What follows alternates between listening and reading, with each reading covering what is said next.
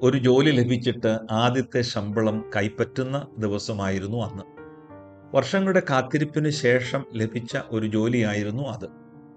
വലിയ അഭിമാനത്തോടെ തൻ്റെ ജീവിതത്തിലെ ആദ്യത്തെ ശമ്പളവും കൊണ്ട് അവൻ വീട്ടിലേക്കുള്ള ബസ് കയറി.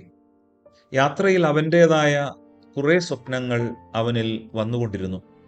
ആദ്യം ഒരു വാഹനം വാങ്ങണം, വൈകിട്ട് കൂട്ടുകാരുമൊത്ത് ഒരു റെസ്റ്റോറൻറ്റിൽ പോകണം, പിന്നെ കുറച്ച് നല്ല ഡ്രസ്സുകൾ വാങ്ങണം. അങ്ങനെ പലതും ചിന്തിച്ചിരിക്കുമ്പോൾ അവന് ഇറങ്ങാനുള്ള സമയം എത്തിയിരുന്നു. ബസ് ഇറങ്ങി വേഗം വീട്ടിലേക്ക് നടന്നു. വീട്ടിലേക്ക് ചെല്ലുമ്പോൾ അമ്മ തുണി അടുക്കിക്കൊണ്ടിരിക്കുകയാണ്. ആക്സിഡന്റിൽ പെട്ട് അപ്പൻ മരിച്ചതിന് ശേഷം വളരെ കഷ്ടപ്പെട്ടാണ് അമ്മ അവനെ പഠിപ്പിച്ചത്. അമ്മയെ കണ്ടതും അവനെ പഠിപ്പിക്കാൻ വേണ്ടി അമ്മ അനുഭവിച്ച കഷ്ടപ്പാടുകൾ അവൻ്റെ ഓർമ്മയിലെത്തി. അവൻ പിന്നെ മറ്റൊന്നും ആലോചിച്ചില്ല. ആ ശമ്പളം അമ്മയുടെ കയ്യിൽ കൊടുത്തിട്ട് അവൻ പറഞ്ഞു, ഇത് അമ്മയ്ക്കുള്ളതാണ്. അവർ വാങ്ങിയിട്ട് അത് അവന് തന്നെ തിരിച്ചു നൽകി.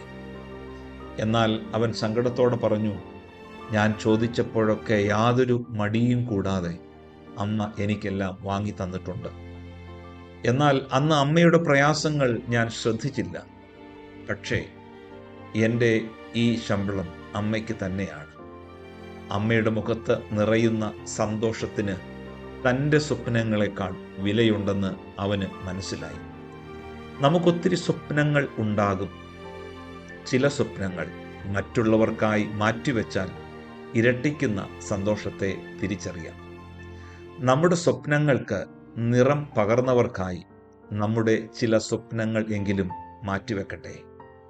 ഈ ഒരു ഉൾക്കാഴ്ചയിലേക്ക് നോമ്പ് നമ്മെ നയിക്കട്ടെ.